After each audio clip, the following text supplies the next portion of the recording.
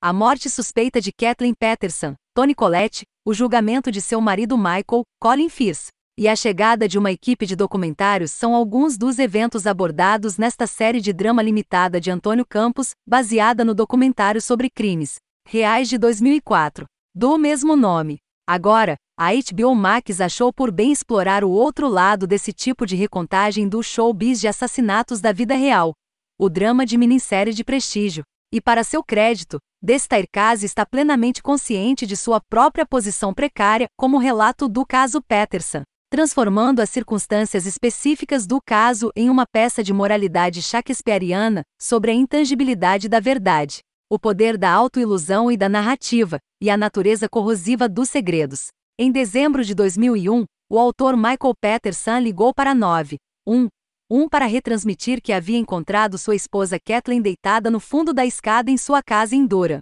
Nos minutos imediatamente após sua ligação para os paramédicos, Kathleen morreu. Mas as autoridades locais não acreditaram na história de Paterson de que a morte de sua esposa foi o resultado de um trágico acidente. Um simples escorregão e queda que não foi causado por nada nefasto ou deliberado. A polícia acusou Paterson de assassinar Kathleen, e a acusação que se seguiu, assim como o longo julgamento, tornou-se forragem para um circo da mídia.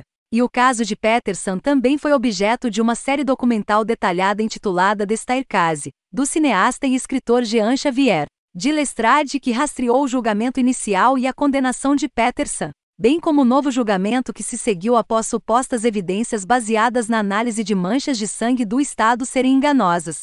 Paterson acabou apresentando um pedido de alfore, no qual ele afirmou sua inocência, mesmo reconhecendo que as evidências eram suficientes para condenar, e foi condenado a cumprir pena, o que culminou em sua libertação da prisão em 2017. Combinando bem com seu poderoso desempenho central, há um senso de humor astuto. Parker Posey, como é seu direito em todos os projetos, eleva piadas improvisadas a extremos de roubo de cena, e ostenta maquiagem suficiente para deixar Tammy Faye com ciúmes.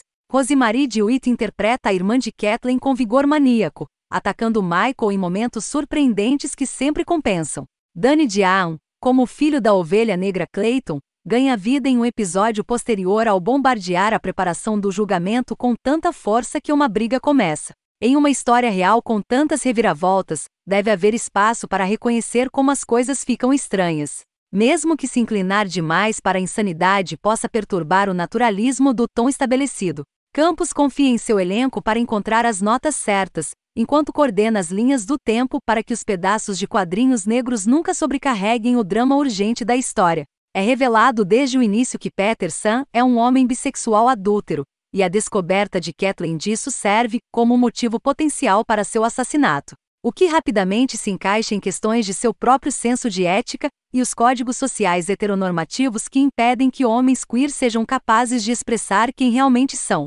Firth é dado muito mais para mastigar, o que faz sentido, já que ele está vivo em todas as 3 linhas do tempo, em vez de apenas uma. E ele rasga o papel com uma mistura magnética de ternura, arrogância e restrição. Dado tudo sobre o personagem, é notável como Firth mantém Michael com os pés no chão.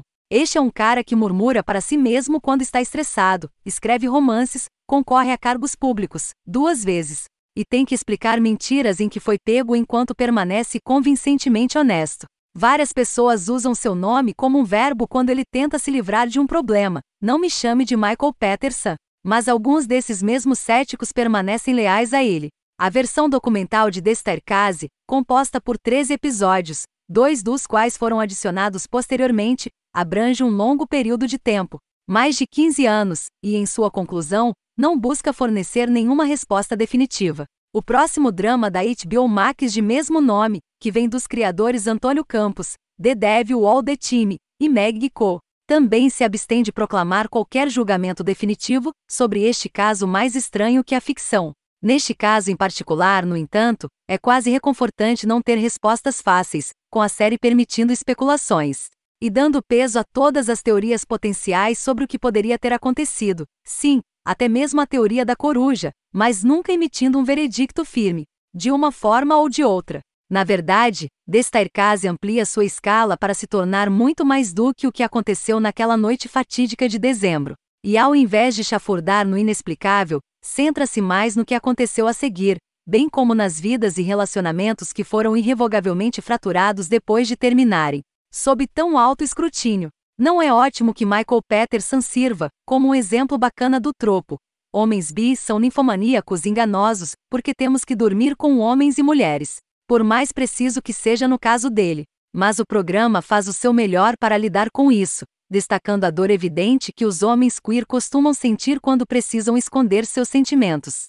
Uma cortesia estendida a figuras mais simpáticas, como o filho mais velho Todd, Patrick Schwarzenegger, e em um momento fortemente carregado, advogado de Patterson David Rudolph, Michael Stuhlbarg. Apesar de toda a sua cuidadosa recriação e encenação, o que torna The Staircase a edição mais atraente de si mesmo está em suas performances. Colin Firth, que assume o lugar de Patterson, até o cano preso entre os dentes, assume um papel significativamente diferente e mais autoavaliativo do que vimos dele na memória recente, através de cenas de flashback dedicadas a detalhar a história de fundo do autor.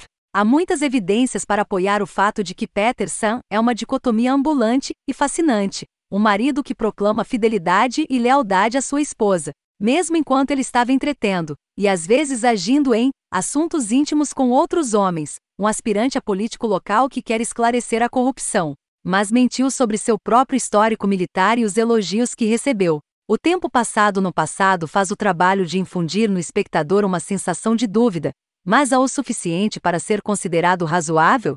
Se Patterson estava disposto a contar uma falsidade sobre receber um coração púrpura, sobre o que mais ele mentiu? Enquanto The Staircase começa com o estrondo na noite do assassinato, Campos reproduz a descoberta do cadáver de Kathleen pelas autoridades em um melodrama arrepiante de uma tomada pela casa. Também voa para frente e para trás no tempo para destacar os últimos meses de Kathleen, Colette imbuindo-a com uma quantidade não pequena de mal-estar matriarcal solista. A linha do tempo pré-morte de Kathleen funciona para fazer o mesmo, dando corpo a uma mulher que é predominantemente conhecida pelo que acontece com seu marido depois que ela se foi. Colette, como sempre, está ligando. Ela instila Kathleen com um espírito generoso, tanto em seu comportamento amável quanto no apoio constante de sua família. Ela é o ganha-pão e o zelador, o policial bom e o policial mau, ela faz tudo. Mas até agora, ela ainda carece de distinção. Esta Kathleen é mais uma mulher comum do que um parceiro explorado tão igualmente quanto seu marido complicado. Mas pode estar chegando nas últimas 3 horas, mas suas cenas de morte angustiantes novamente se provam mais memoráveis do que o desenvolvimento leve de seu personagem. Com o lado da história de Kathleen consignado a imagens de arquivo e filmes caseiros de família em Staircase de 2004. Toni Collette que tem quase tanto trabalho pesado a fazer além de sua co-estrela em interpretar uma performance de alguém cuja voz já estava silenciada no momento em que a série documental original começou a ser filmada. De acordo com os vizinhos dos Petersons e aqueles que conheciam bem o casal, o casamento deles era sólido. E se Kathleen estava realmente ciente das atividades de seu marido, fora do relacionamento, é uma das muitas incógnitas que a série HBO Max não coloca um definitivo ponto. Mas a presença de Colette na tela a infunde com uma complexidade que o documentário não teve a chance de explorar. Mesmo que isso signifique que o programa tome algumas liberdades criativas na renderização de certos flashbacks. Ela não é um recorte bidimensional, ou o equivalente a uma lâmpada narrativa. Alguém que se torna um avatar desumanizado da justiça e do sistema criminal americano, através das cenas que nos são dadas com Colette e Firth, bem como com os atores que compõem sua grande família misturada, há provas de que sua casa era feliz, independentemente dos vários problemas financeiros e emocionais, que muitas vezes surgiam. Ela está profundamente infeliz, mas não consegue expressar o porquê, ela ainda não sabe a verdade. Mas os lampejos dos olhos de Colette, ou o jeito carregado com que ela chama Michael de o grande dissimulador, falam muito. É uma performance visceral, mesmo em sua contenção, lembrando alguns de seus trabalhos físicos em Hereditário. Toni Collette, fique longe de sótãos. O exame cronológico do caso, à medida que se desenrola, atrai os espectadores para o mistério novamente. Primeiro, Michael e sua família precisam aceitar uma acusação de assassinato que poucos esperavam. Então, à medida que a investigação começa, segredos sobre o querido e velho pai começam a vazar. O clã Patterson unido, composto por 2 filhos adotivos, 2 do primeiro casamento de Michael e 1 do primeiro casamento de Kathleen, lentamente se erode. À medida que relatos conflitantes e evidências inconclusivas dividem as crianças em crentes e não crentes. mas campos que